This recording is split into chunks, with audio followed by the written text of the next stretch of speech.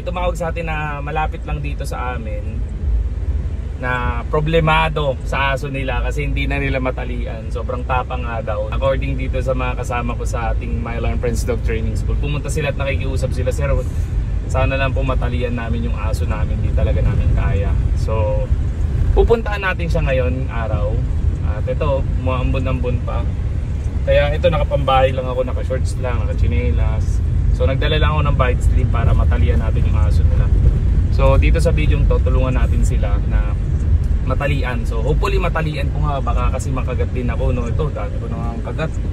At mahirap din makagat mga kamaylo ko kasi nga pag nakagat tayo, maapektuhan din yung trabaho natin.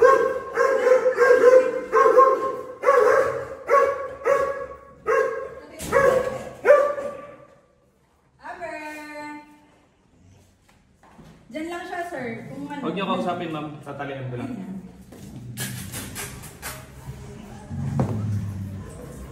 Grabe, tira niyo.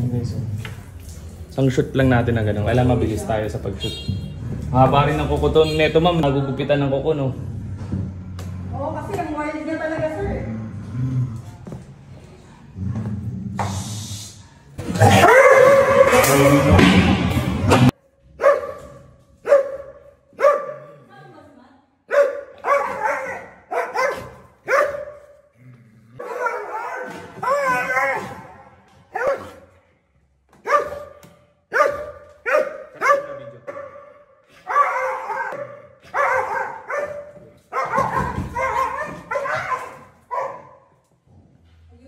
Nyo iiyak-iyak, kala nyo sinasaktan. So kailangan pag natalian na yung aso, paramdam nyo yung calmness. Huwag laging kinakausap, binibibito. Kaya lalong nagiging matapang yung aso, hindi ko lang natututunan.